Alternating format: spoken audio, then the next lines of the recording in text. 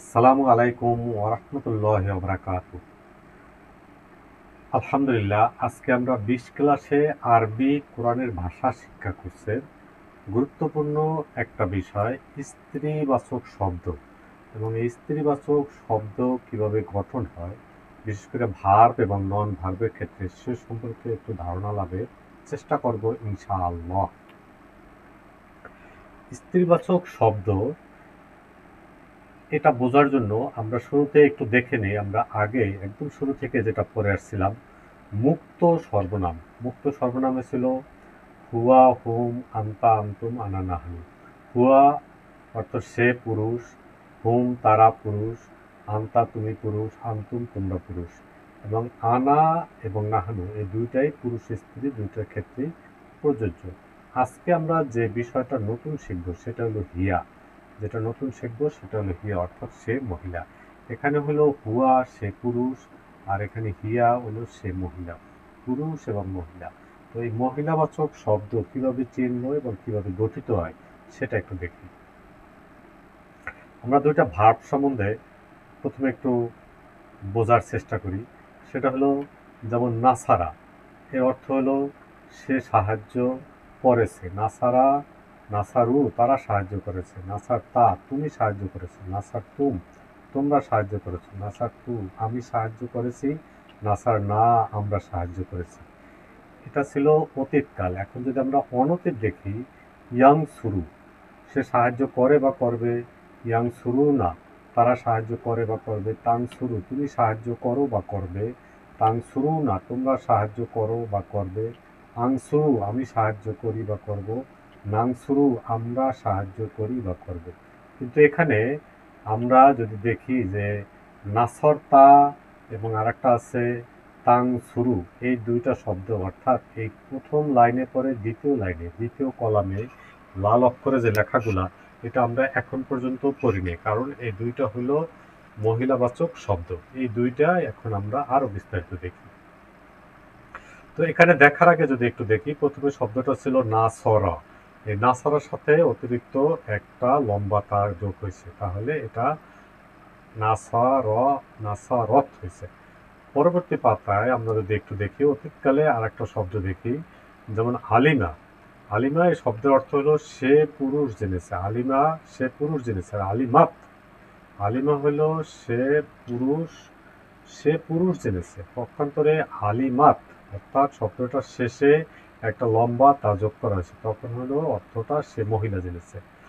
আর একটা শব্দ যদি দেখি, খলাকা সে সৃষ্টি করেছে। যখন খলাকত লম্বা তা যোগ হইল, তখন এটা অর্থ হলো সে মহিলা, সে মহিলা সৃষ্টি করেছে। তা খলা হামিলাত, আর একটা হলো খলাকত, খলাকত। এখন তাহলে আগে ছিল হুয়া, আর সেখান থেকে এখন হলো হিয়া। সে পুরুষ জেনেছে, তাহলে সে হুয়া, আর সে স্ত্রী জেনেছে হিয়া। এখন নতুন যেটা শিখলাম সেটা হলো হিয়া। এবার অনতীতকালে কিভাবে হয় একটু দেখি। অনতীতকালে ইয়ালামু সে পুরুষ জানে বা জানবে। তা আলামু তুমি পুরুষ জানে বা জানবে। তারপরে ইয়াখলুকু সে পুরুষ সৃষ্টি করে বা করবে। তাখলুকু তুমি পুরুষ সৃষ্টি করো বা করবে। আরেকটা ভাব যদি একইভাবে আরেকটা যদি দেখি, আন্তা, এটা ছিল হুয়া আর হিয়া। এখন দেখি আন্তা, আন্তা হলো তা আলামু। তা আলামু তুমি মহিলা জানো বা জানবে। আর তাকলুকু তুমি মহিলা সৃষ্টি করো বা করবে। এখন এখানে যদি দেখি, এই যে তা আলামু হিয়া, তা আলামু হিয়া, এখানে শুরুতে তা লাস্টে পেশ, ঠিক আছে।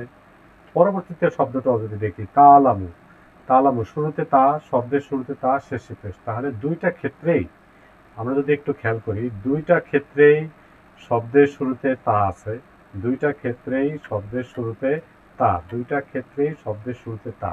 তাহলে এটা কি হিয়া দিয়া অর্থ হবে না আন্তা দিয়ে অর্থ হবে? হিয়া হবে না আনতে হবে? এই জিনিসটা আমরা বুঝবো কিভাবে, একটু যদি বোঝার চেষ্টা করি। ইয়ালামু সে জানে বা জানবে, সেখান থেকে আরেকটা শব্দ হলো তালামু সে মহিলা জানে বা জানবে। আরেকটা তালামু তুমি জানো বা জানবে। এক জায়গায় শব্দ দুইটা একই, তালামু তালামু, একটার অর্থ হলো সে মহিলা জানে বা জানবে, আর একটা হলো তুমি জানো বা জানবে। এখন এই দুইটা হিয়া হবে না আনতে হবে, এটা আমরা বুঝবো কিভাবে? এই বোঝার জন্য আমরা একটু উদাহরণ দিয়ে বোঝার চেষ্টা করি। এখানে একটা শব্দ আছে তাকুলু, আকালা থেকে ইয়াকুলু, ইয়াকুলু না তাকুলু, তাকুলু না। তাকুলু, তাকুলু সে খায় বা খাবে। তাকুলু তৈরু, তৈরু হলো পাখি, তাহলে পাখি খায় বা খাবে মিনহু তার থেকে।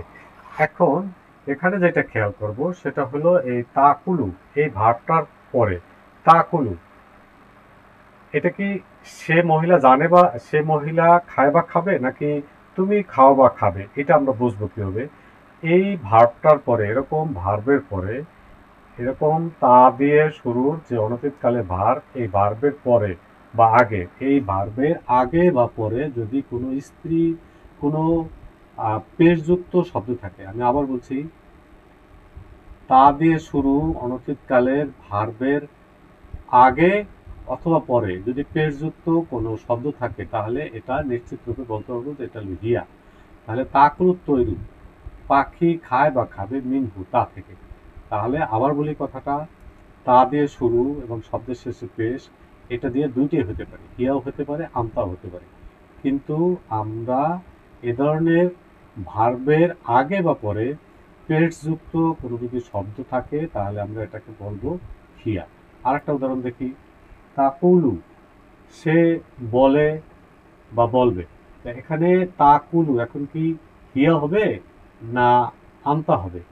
তো আমরা যেটা বলছিলাম যে এরকম শব্দের শুরুতে তা, শব্দের প্রান্তিকে পেশ, এরকম যদি একটা শব্দ হয়, এই শব্দটার বা এই ভার্বটার ডানে অথবা বামে যদি পেশযুক্ত কোনো শব্দ থাকে, পেশযুক্ত কোনো শব্দ থাকে, তাহলে এটাকে ধরে নেব এটা হিয়া। আরও একটা উদাহরণ দেখি, তাকুজুহু সিনাতু ওয়ালা নাউ, তাকে তন্দ্রা এবং স্পর্শ,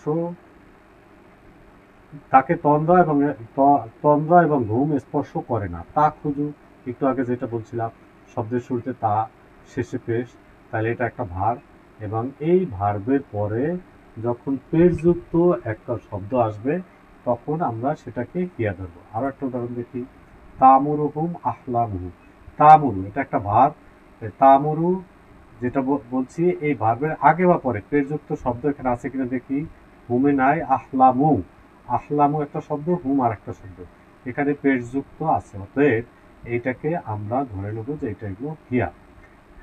ইনশাআল্লাহ এই সম্পর্কে বিস্তারিত আমরা লাইভ ক্লাসে আরো ধারণা লাভ করতে পারব।